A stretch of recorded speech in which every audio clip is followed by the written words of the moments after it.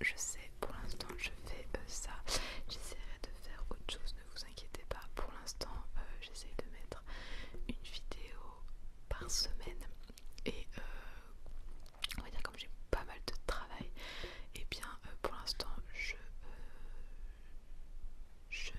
n'ai pas trop de...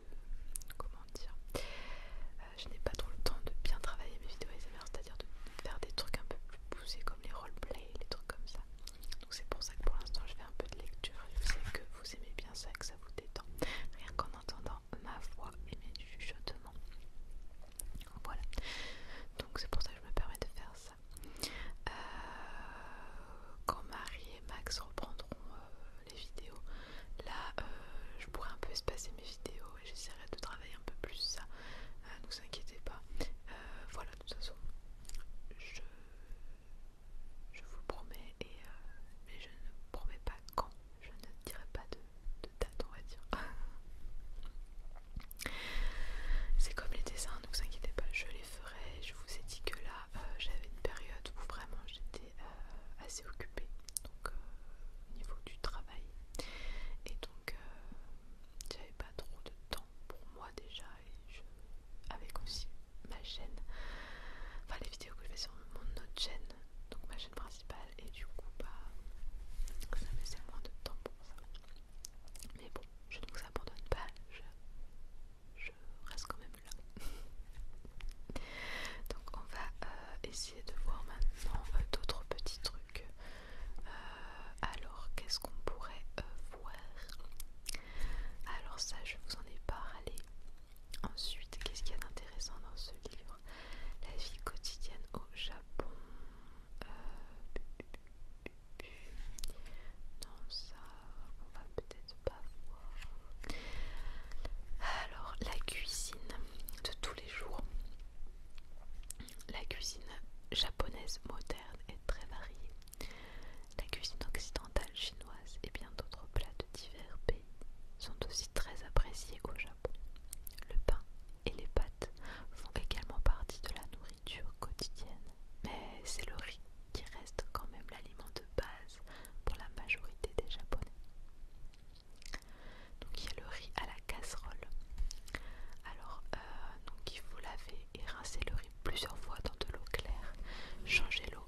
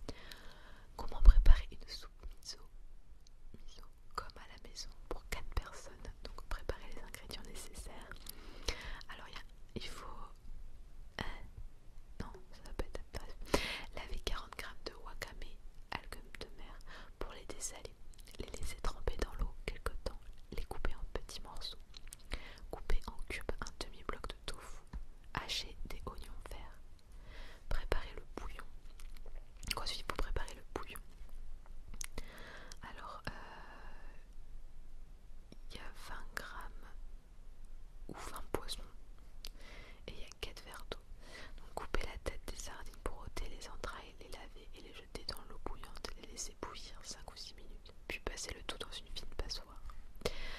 Ensuite, repasser le bouillon dans la passoire et ajouter la pâte de miso. Donc il y a 3 cuillères à soupe de miso. Réduire le feu de façon à ne pas refaire bouillir la préparation. Ensuite, il faut ajouter les wakame et le tofu. Quand les ingrédients remontent à la surface, ajoutez l'oignon vert et éteindre le feu. Voilà. Ensuite, les assaisonnements. La sauce soja est un ingrédient indispensable de la cuisine japonaise. On dit que certains ingrédients ajoutés dans l'ordre sa, ji, su, se, so, les premières syllabes des dits ingrédients, améliorent la qualité du plat. Il s'agit du sucre, du sel, du vinaigre, de la sauce soja et du miso. Ok, d'accord. Donc sato c'est le sucre, shio c'est le sel, su c'est le vinaigre, shoyu c'est la sauce soja et miso c'est miso. Alors les épices sont utilisées dans la cuisine traditionnelle japonaise. Elles donnent du goût et du parfum à la nourriture, en plus d'aiguiser l'appétit. Shishimi tokarashi, le poivre aux 7 épices, en saupoudrer des nouilles chaudes, utano soba. La composition du shishimi tokarashi, donc il y a du poivre rouge en poudre, du sanjo, du sésame, aken, écorce d'orange séchée, algues vertes séchées, du keishi nomi, graines de pavot. Ok, le sanjo en saupoudrer des brochettes d'anguille ou poulet. Shoga, donc c'est le gingembre. Le gingembre émincé est utilisé dans les plats de viande et de poisson. Le gingembre râpé est quant à lui utilisé avec des sashimi ou de la viande grillée. Ensuite, il y a le wasabi, sorte de réfort vert. Le wasabi frais, plante se broie en poudre. Il se dilue dans l'eau. Le wasabi accompagne les sashimi, les alo soba, nouilles de soba froide, et le shazuke, soupe de riz cuit avec du thé vert. Ensuite, il y a le yuzu, cédra. Le zeste du yuzu est utilisé pour donner un parfum de fraîcheur aux soupes et aux pot-au-feu. Attention. Ensuite, il y a divers ingrédients. Donc, il y a le wakame. Donc, les algues. Les wakame sont utilisés dans la soupe miso ou avec des légumes vinaigrés. Plongés dans l'eau, les algues salées multiplient leur volume par 3 et les algues séchées par 10. Ensuite, il y a le tofu. Le tofu est du lait de soja fermenté grâce à du nigali, chlorure de magnésium. Il en existe plusieurs variétés comme le iyayako, tofu froid, ou le yu tofu, tofu bouilli. Ensuite, il y a le natto. On obtient le natto en faisant fermenter des graines de soja et il y a une consistance visqueuse et une odeur très particulière. Y ajouter des oignons verts émincés et de la sauce soja, bien mélangée et verser le tout sur un bol de riz. C'est délicieux. Ensuite, il y a le konnyaku. Le konnyaku est une pâte obtenue en diluant dans de l'eau de la poudre de konjac mélangée de l'hydroxyde de calcium. Bouillie, cette préparation se gélifie en refroidissant. Ensuite, le shibuya et le shikuwa. Il est fait en broyant de la chair blanche de poisson qu'on enroule ensuite autour d'un morceau de bambou et qu'on cuit à la vapeur. Ensuite, il y a l'oden, des aliments cuits pendant plusieurs heures dans un bouillon de sauce soja et d'algues. Ok. Donc ensuite, il y a le tsukemono, légumes saumurés. Les tsukemono sont des légumes tels que les radis, le chou blanc et les concombres qui ont été conservés dans de la pâte de soja, du sel ou du son de riz. Avec le temps, les légumes fermentés acquièrent une saveur particulière. Ensuite, il y a le takuansuke, des radis noirs japonais conservés dans du sel et du son de riz. Ensuite, il y a l'umeboshi, des prunes vertes conservées dans du sel séché et mélangées ensuite avec des feuilles de shiso, pléia rouge. Ok, c'est sympathique. Il y a pas mal de choses à savoir. Ensuite, il y a les sashimi. Les Japonais mangent beaucoup de poissons. Les sashimi sont un de leurs plats favoris, de fines tranches de poisson cru, servis avec de la sauce soja et du wasabi. C'est un plat typiquement japonais, très apprécié. Il y a néanmoins bien d'autres plats de poisson. Ensuite, il y a les sushis.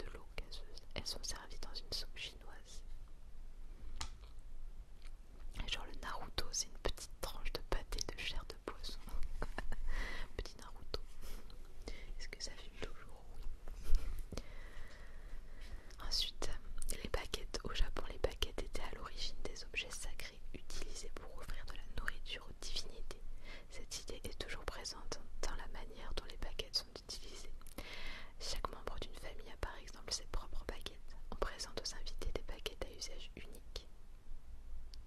Ok.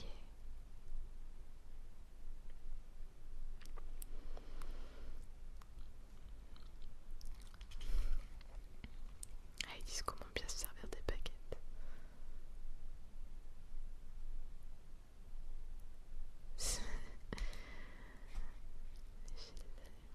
Les mauvaises manières, genre lécher les aliments qu'on assaisonne avec ses baguettes, c'est pas bien. Faire tourner ses baguettes au-dessus des plats en restant indécis, c'est pas bien non plus. Planter ses baguettes dans des aliments comme les pommes de terre, c'est pas bien. Et déplacer des aliments dans un plat pour en chercher d'autres, c'est pas bien non plus, c'est des mauvaises manières. Alors,